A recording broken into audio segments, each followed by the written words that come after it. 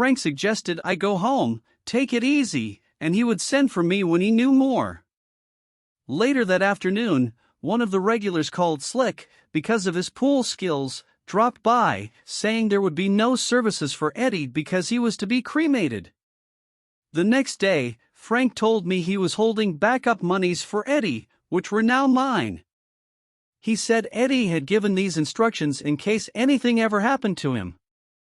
I've often wondered if this was really true, or something Frank thought Eddie would have wanted.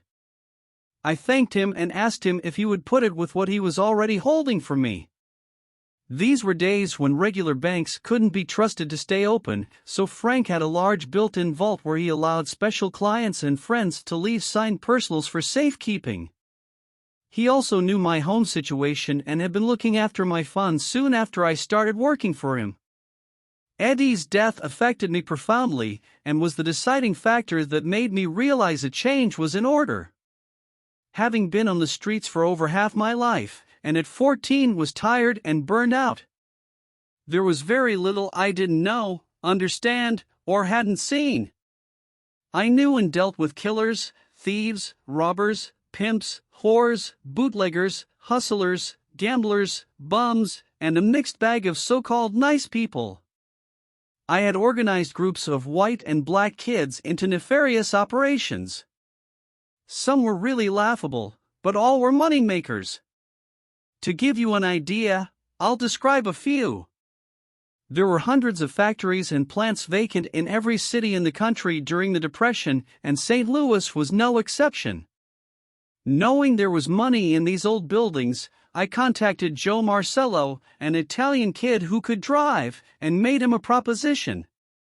I agreed to pay for a used truck and supply him with a crew to supervise. This crew would chop out all the lead plumbing from these buildings for him to deliver to a Jewish junk dealer, with whom I had made arrangements. Joe and I would split the profits after paying off the choppers, and I would collect all monies, but he would be told the price of each load he delivered. Joe agreed, but said we had better work fast before word got around that could cause either trouble or competition. Needless to say, it didn't take long until all available buildings were cleaned out. We switched from metal to watermelons, which I would buy at the farmer's market early in the morning, and the crew would huckster them around the neighborhoods. One kid wanted to know why buy them when the Bell Fountain Work Farm had acres we could rip off. He had done reform time there, and said he knew how to get them out. The idea interested me if it could be pulled off without a hitch. Stealing melons was okay with me as long as I was sure I didn't end up growing them. We took a ride out for a look-see, and it turned out to be a piece of cake. The farm was large and completely self-contained, growing everything it needed from produce to fowl and cattle. I was surprised to find we could drive in and out at will with no guards to worry about. Evidently, they weren't concerned, because any kid who would run away could easily and quickly be picked up and returned. That same night, we made 3 trip loads and sold out the next day. The group wanted to give it to another shop, but I told them pigs get eaten, so forget it. You take some, and you leave some. After the melons, it was back to chopping again. In our neighborhood, people not only used coal to heat their homes, but used it for cooking.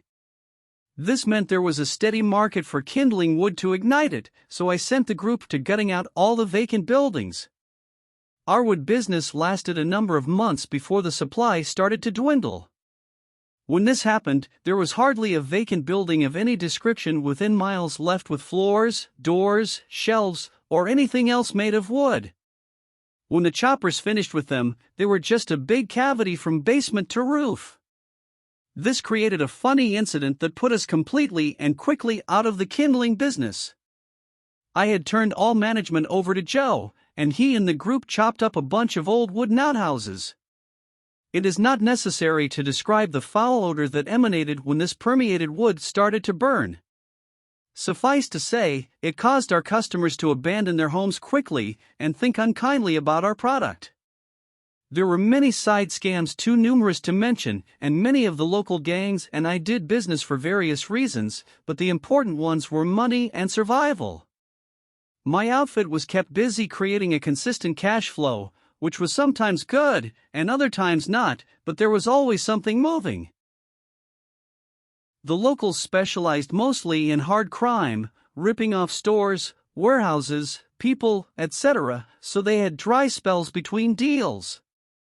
Being usually broke and desperate, they were like a pack of wolves constantly on the prowl, looking for any score, large or small, on which to feed. If it had not been for my connections with Tony and his people, they would have chewed on me. As it was, they left me and mine alone, and we cooperated by sharing any surplus action. I used them occasionally when extra hands or muscle became necessary.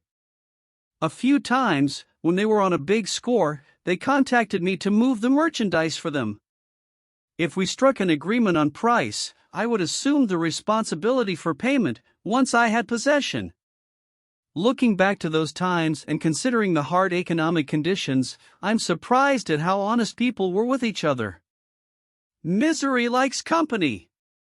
When there's little, they share. When there's plenty, they sue. In my years dealing with adults as a kid, I only had one who tried to take advantage of me. He was a saloon keeper who agreed to buy a load of hijacked herring from me. This herring came in gallon-sized brass-banded wooden kegs, similar to small beer kegs. It was usually sold in taverns as a snack, along with pickled pig's feet and sausages, to help increase the customer's beer thirst.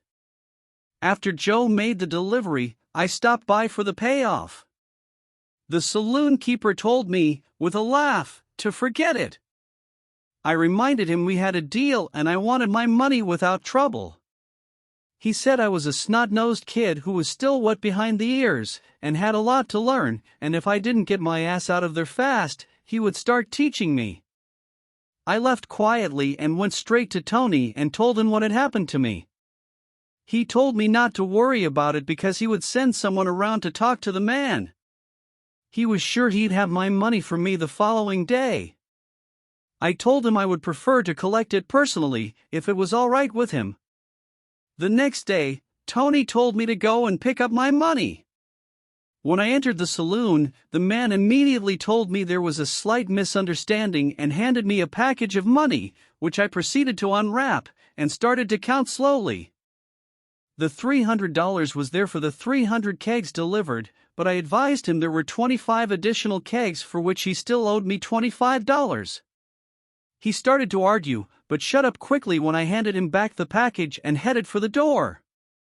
He asked me to come back, and then told a fat woman behind the bar to give him $25, which he placed on top of the package and gave it to me.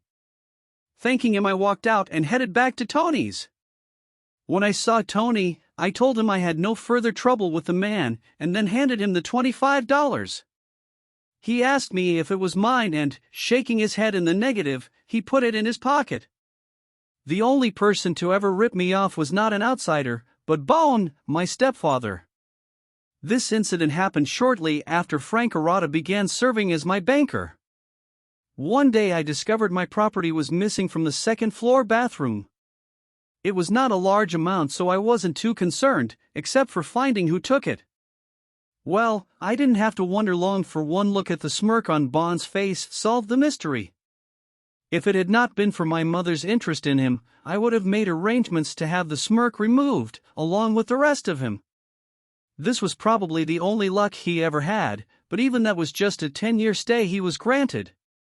Eddie's death, and the ongoing bad relations at home created an impossible situation for me. I no longer had anyone close to whom I could confide or receive advice. My dear mother gave me what attention she could without causing Bone to go into his sullen, growling act, but it wasn't sustaining. I just had to get out, and the only way I could leave home at 14 with some security was to join the CCC, Civilian Conservation Corps, which was a government program designed to help abandoned and troubled youth. It was similar to the Army in organization, but, instead of training, you had to work. When I finally made my decision to go into the 3 Cs, I contacted my groups and made arrangements as to who was to run what, and who was to receive what. Joe was placed in charge, and he agreed to give my share to Tony to keep for me. When I informed Frank Arata of my decision, he thought it was a good idea and agreed to keep my funds as long as I wished, also adding if I ever needed a favor, I had it. Frank was one straight guy. Thanks for watching. Please subscribe and like the video.